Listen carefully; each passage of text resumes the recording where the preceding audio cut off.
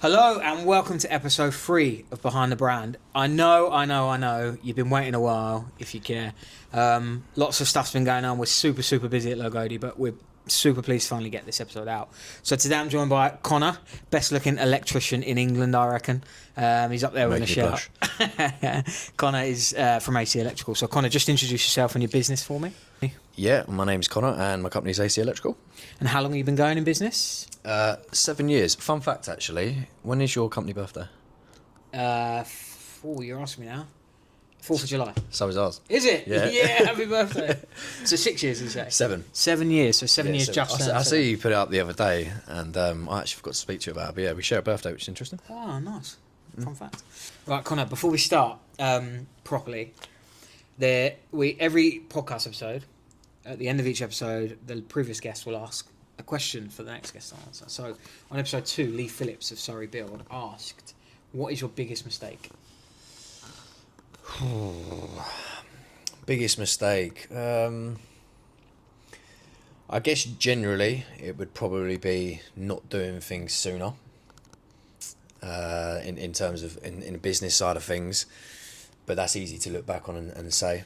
I would say the biggest mistake I've ever made on a job, which nearly cost us quite a lot of money, is it's actually a job over in Surbiton, massive house we've done, and we was putting in the strip lighting in the staircases, and it was outside, and these tiles are really expensive sort of tiles, and I was sealing it all in with silicone stupidly. Didn't really think about it at the time, but I ended up getting silicone all over the steps, and they had to replace a lot of it, and they nearly tried charging us a lot of money for it, but we managed to get out of it a little bit. But yeah, I was just being very careless on a job, stupidly, and it nearly cost us quite a lot of money there. But that's probably the biggest mistake I'd say I've made on a job. Mistakes happen here, there and everywhere, but you kind of just learn from them. But I know to be more careful next time, not do stupid things. Lesson learned. So what got you into electrician? To be honest with you, it was kind of...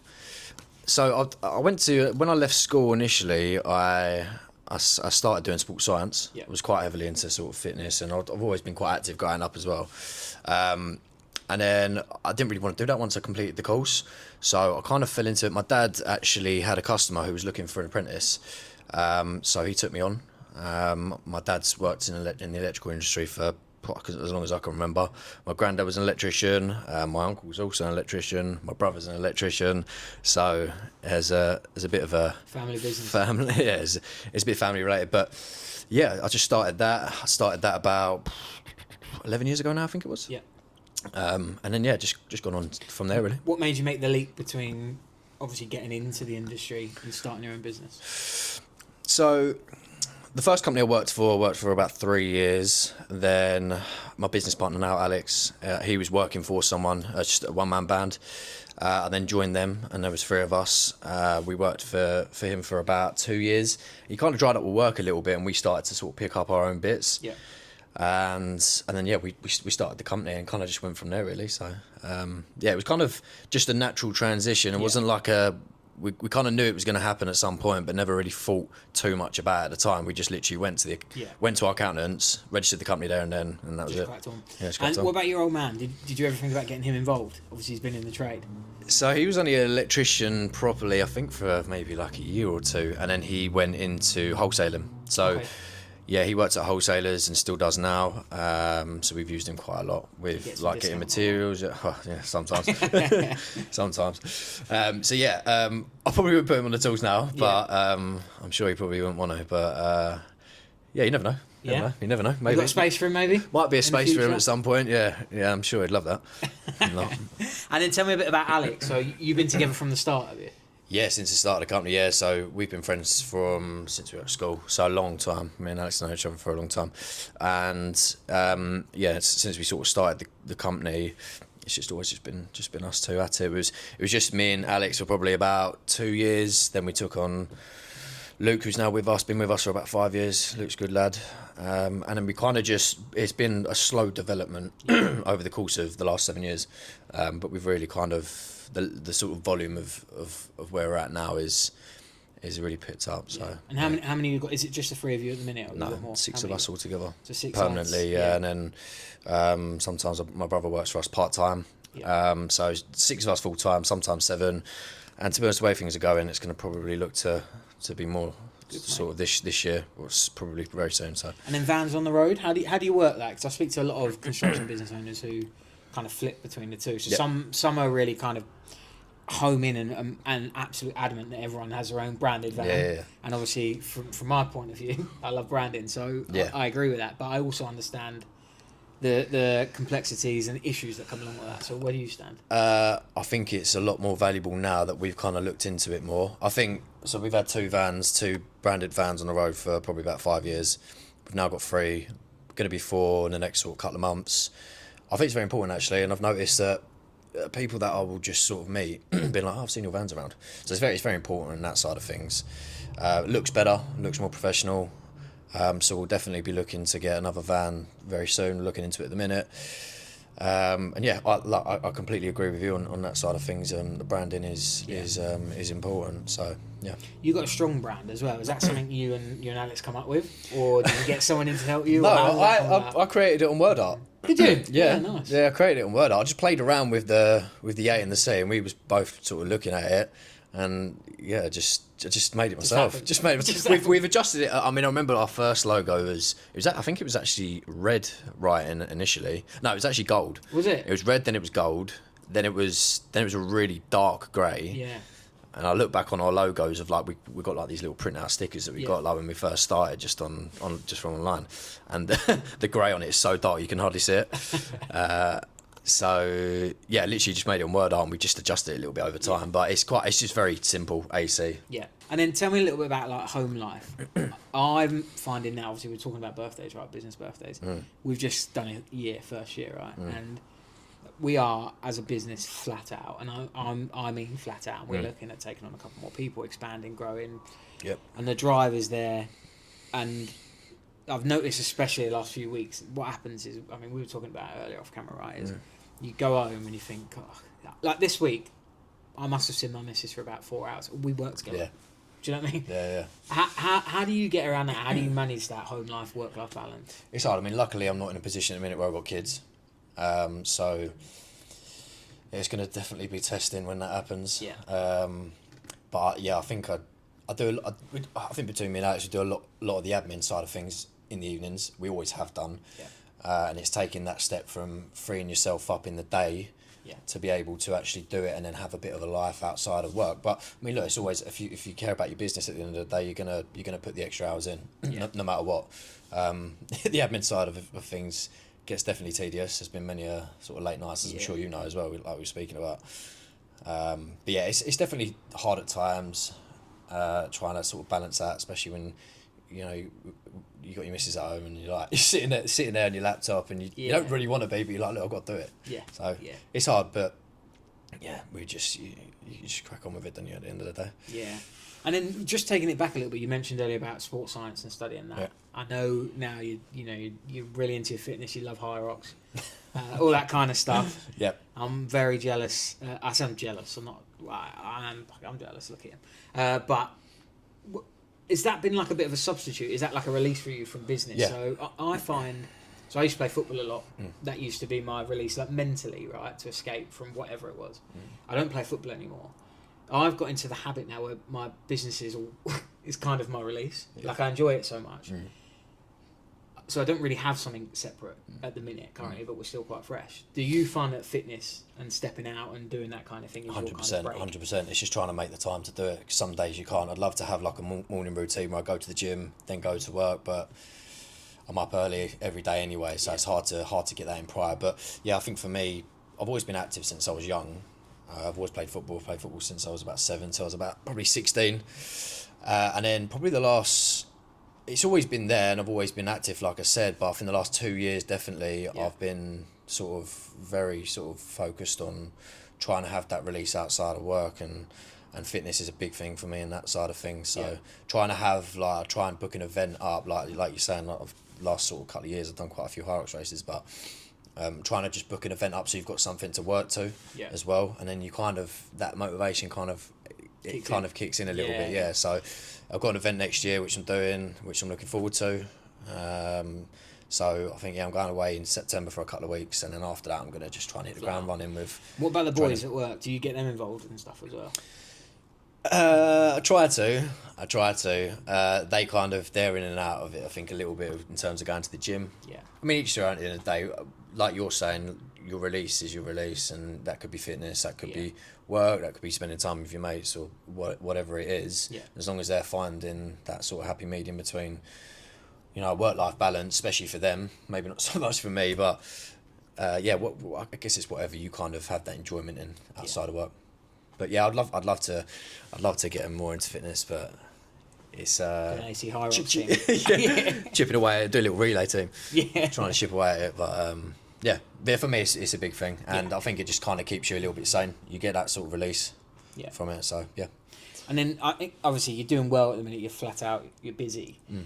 Is there anything that when you look back over the last 6-7 years since you started that either you regret or you think actually I wish that didn't happen? Not really. No, I don't think so. I think we've made mistakes in the past on jobs or just generally in business, and I think you just take it as a learning curve at the end of the day. Mistakes happen on jobs, that's inevitable from either ourselves or from one of the guys on site, whatever it is. And I wouldn't say I have any regrets on a business side of things. No, I mean, you can always look back and wish you'd done things quicker or sooner. Yeah. I think you learn as the process goes on just to kind of be a little bit more on it with things, and I think we've definitely done that in the last sort of year or so. We've definitely just being a lot more responsive, a quicker output to people, making sure that our customer service is always there. But no, in terms of regretting things, I don't think I would say I regret anything. It's just sort of a learning curve, if anything.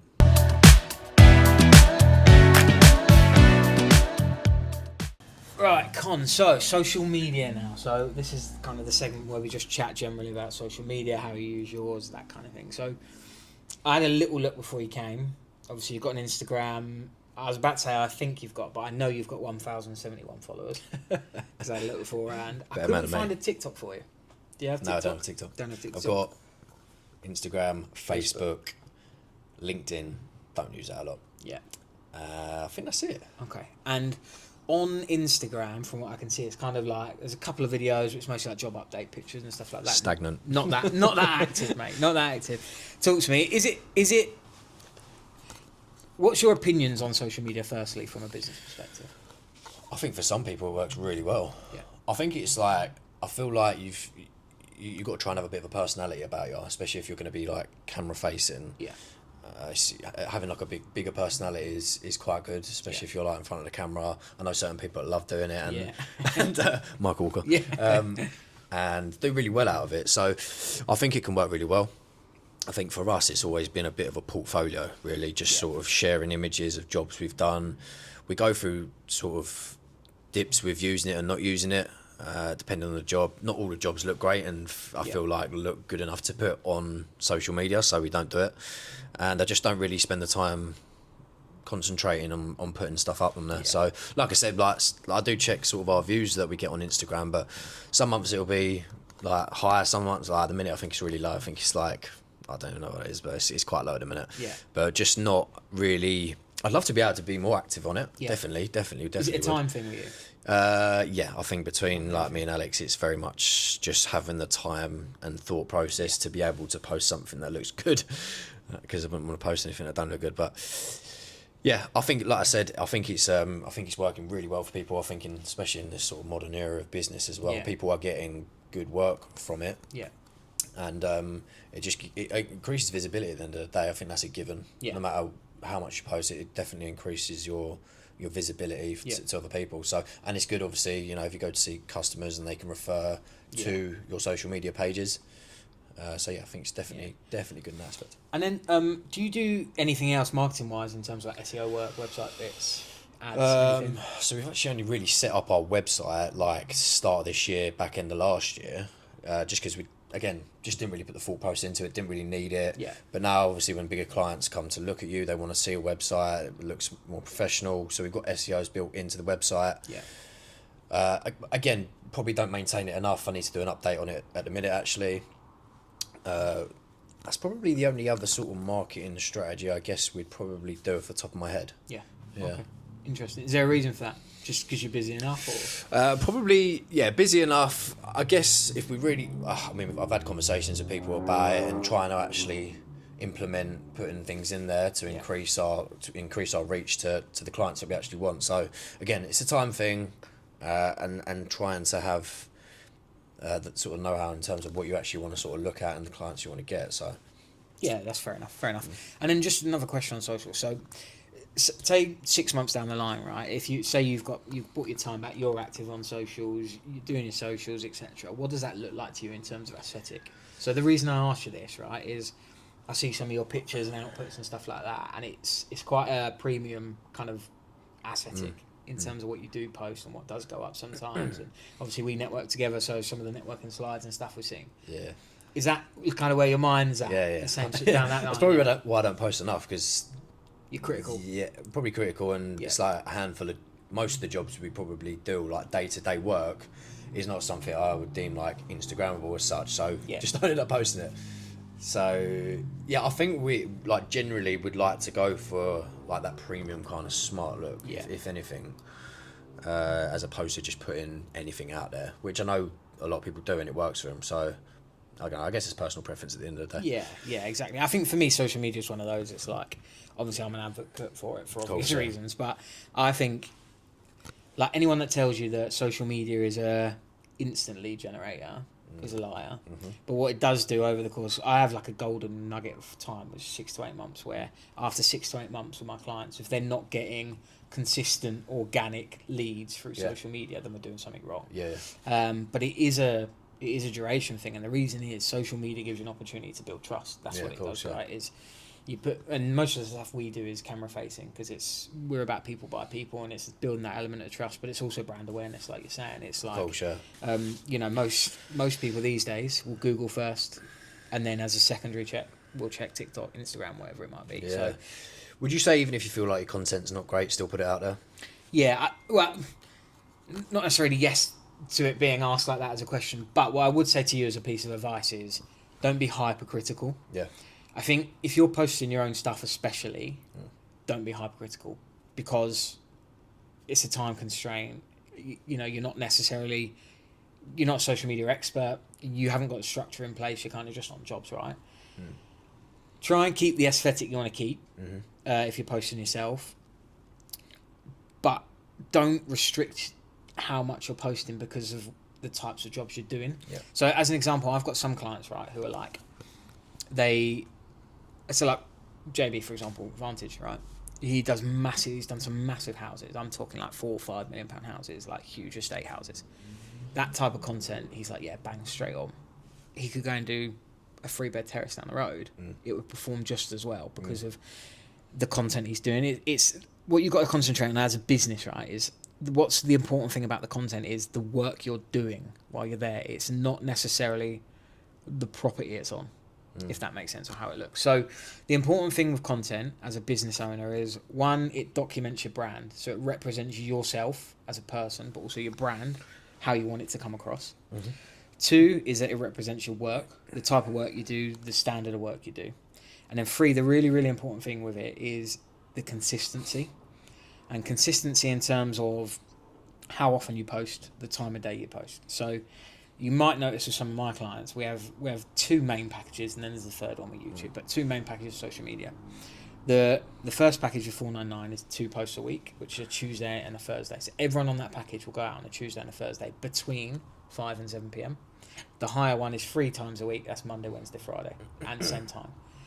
Now, the important thing is, a key component is that they go out at the same time, same day, every week. Because when you've not got as many followers and you're not posting completely regularly, what it allows the algorithm to do is just keep continuous. It keeps a continuous cycle to keep picking you up, basically. If you've got if you've got 20, 30,000 followers, you can essentially do what you want a lot of the time, because you've got 20,000 people who are naturally going to see your work. If you've got 1,000 followers, you want more people than 1,000 people to see that, right? 100%. So you have to try and tick some boxes to make that happen. Consistency is key then. Consistency is key. Don't stress a huge amount. Obviously, you don't want to put a picture up that makes your work look shy, right? The other thing to note as well is, and this is probably a controversial opinion. Getting education on social media. It's probably a controversial. Set you up for a little sales pitch there as well. It might be a controversial opinion, right? But anything that invites engagement, as long as it isn't to the detriment of your quality of work or your brand, is always a good thing. Mm-hmm. So bear that in mind. So if you might put a picture up, like we were talking today, you were in a job, right? A couple of dead rats there. Yeah. Mate, if I was there, that would be straight on camera because I've got a nice video of it if you want. Maybe I should post it. I don't know. Because it doesn't, as long as the quality of your work's good and you'll represent your brand, Yeah. that's just going to invite engagement and traction on your post, basically. So yeah, but yeah, main points are don't overthink, don't be hypercritical. It's a very fair point, I think, as well. But I think, again, like I said, it's being picky and I guess personal preference as to the sort of look you want to give on social media. But yeah, probably shouldn't be too picky, actually. It's the same as like if you ever got on camera and started doing camera facing stuff. Yep. I guarantee you the first few weeks you will hate every video you do. I guarantee it because you're your own worst critic.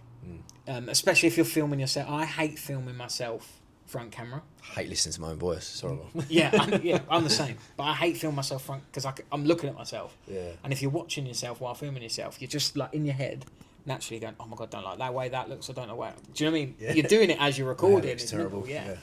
So it's the same with videos, mate. You'll be exactly the same. If you ever get to that point, the first few weeks you'll be like, oh my god, I hate this. Yeah. I think like that's a very sort of trendy thing now, is making things personal. Yeah. People are very sucked in by like even I watch podcasts, right? Yeah. And most of the podcasts I watch are just of like people's lives, like most of the time. Yeah.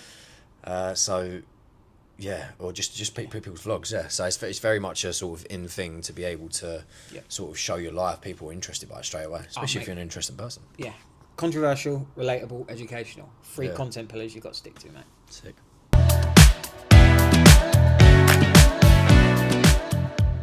So I just want to chat to you about the future for yourself and AC, and obviously Alex as well. There's a couple of points I want to mention, but the first one is I know you've been working with a business coach. Yep. How do you see that progressing over the next few years, year to 2 years? The reason I ask you that is I personally have seen a bit of a change in you, not necessarily business. I don't know too much personally, since you've been working with a business coach in terms of how you deliver things when we're networking and stuff like that, which I think is wicked. Yeah. One, how do you think it's affected you? And 2, how do you see that affecting you going forwards compared to maybe what you would have done? Is this with the business coaching specifically? Yeah, so in business. So how do you see a business progressing now you've got a business coach in comparison to how you maybe it would have done if you didn't? Well, I think at the end of the day, like you can have however many people help you all you like, but it's about implementing it yourself and taking that sort of action. So I think since we've been using Steve, he's brilliant. It's like a pair of eyes in the sky almost at your business, and he's quite thorough with his numbers. So it definitely makes you open your eyes to where you're actually at financially and sort of work that you have and you're pulling in, especially when you've got guys working for you and you realise you're maybe not earning as much as you thought, or maybe you're earning more than you thought, but it's definitely a dissection of your company and where you can improve on. So I think since we've kind of been on that sort of phase of things, we've definitely upped it since then as well. It's but like I say, it's all about implementation and actually taking action and putting it into the process of building a company. So yeah, I've definitely noticed a difference within sort of my outlook on the business as well, and the areas that we need to improve on and what we need to spend our time on more and what we need to look at more. Sometimes it probably becomes a little bit too much in my head in terms of what I'm actually looking at, but I think it's definitely been helpful, and I'd definitely suggest it to any sort of small business owner. Yeah, and is that a long-term thing for you now, do you think? I mean, I don't really have a target on terms of like how we'll progress on that side of things. I think you need to be taught the lesson of what you need to be looking at first. Yeah. Then you need to sort of take action, and you can kind of gauge it. Use someone as a bit of a sort of an advisor almost there. Yeah. To tell you where, just sort of keep you on track as to where you want to go. It's all about setting your own sort of goals on things. Yeah. And then having someone there to kind of support you on that. Yeah. Okay. Nice. And then, so yourself and Alex. So we were talking off camera a little bit earlier. I know obviously your kind of short-term aim is to come off the tools a bit more. Yeah. How long do you think until that happens? We're both trying to kind of do it at the minute, but I think my aim is to kind of as soon as possible, really, and not necessarily because I want to. It's also because I need to for the development of the business. We both need to have those days where we're, viewing jobs, and we do now, like I said. But in terms of probably permanently coming off of the tools and be someone that's kind of really sort of driving the business forward in other areas than just actually the work itself. I think it's probably sort of imminent. Definitely sort of this year. Just need to get a few sort of dragging jobs out of the way. Yeah. And then we can try and hit the ground running a bit better. So. And will that involve more staff, more boys on the tools? I think we've kind of touching on sort of the business coaching side of things. We've obviously set goals for. Yeah. The amount of staff we need, the turnover that we want to be hitting next year and the year after.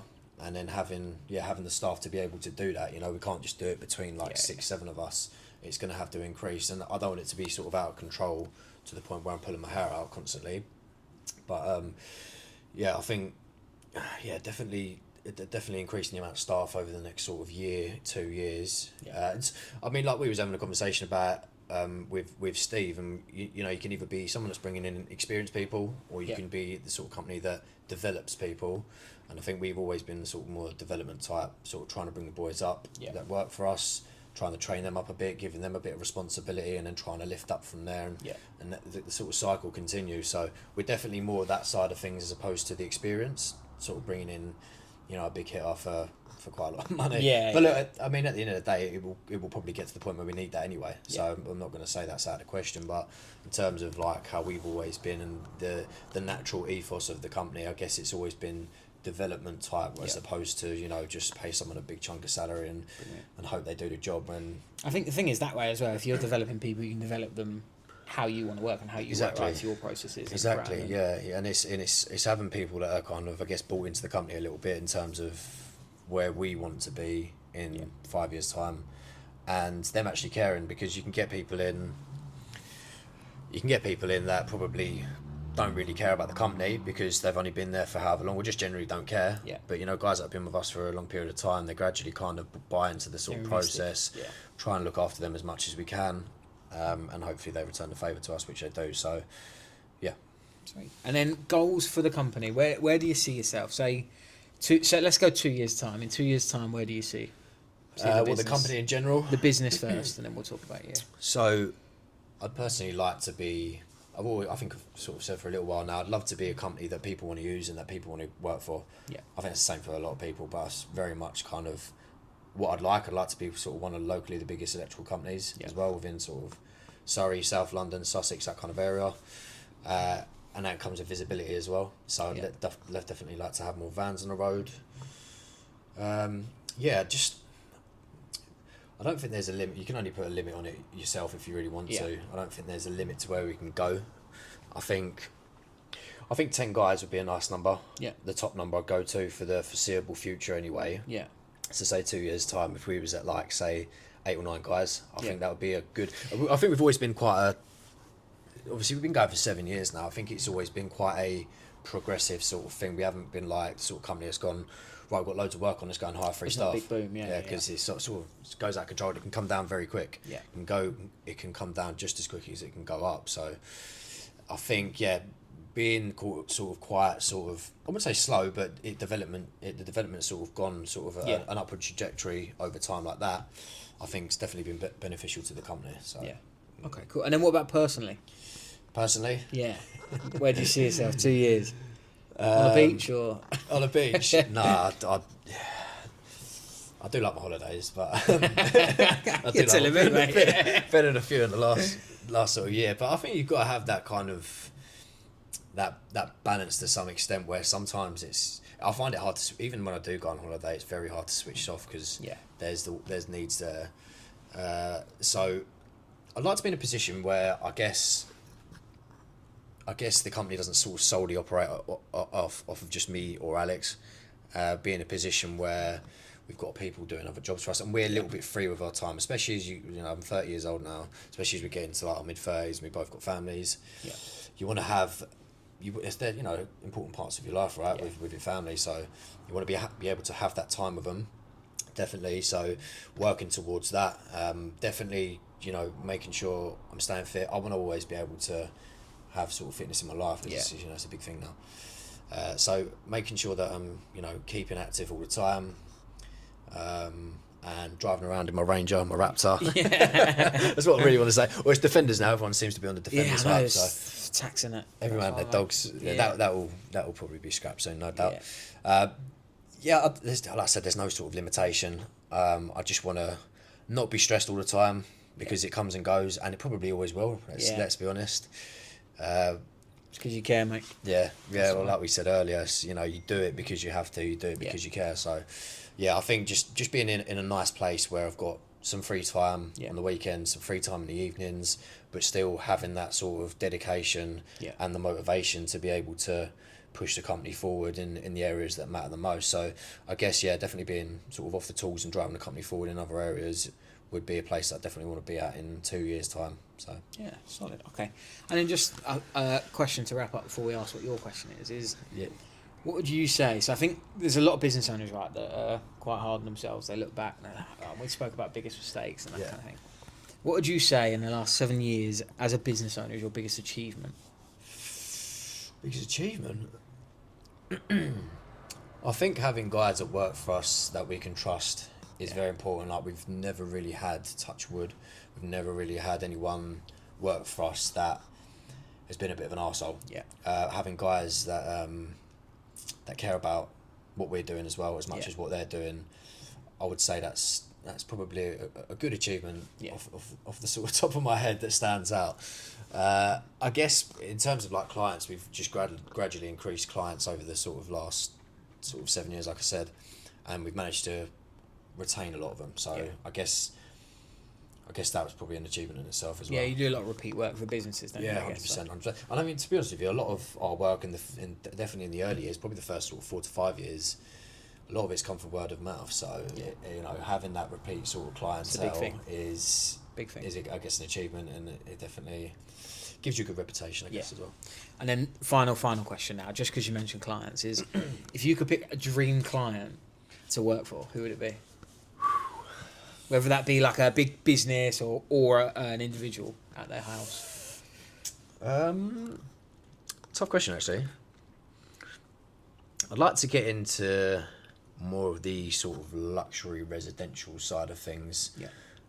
Because I think, like we've said before, with the social media, that's probably the persona we put on anyway, and the sort of image we go for. So I think something that we've sort of looked into is, and we've done it in the past as well, and we still do it now, is the luxury residential homes. The ability to design a cool lighting system throughout the house and it really looking cool. Yeah. I think that's probably a general sort of look at what we'd like. Anyone with a massive house, yeah? Basically, yeah. Yes. Anyone's got a really big house, just give me a shout. Yeah. Cool. And then, right, on to your question. So, one question for the next business owner to come on the podcast, what would it be? That's tough, that. I'd probably say, if you wasn't doing what you was doing now in business, what would you do otherwise? Ooh, strong question. To crack it up. Nice one, Com. Thank you, mate. Thank you very much. Appreciate it. Appreciate it.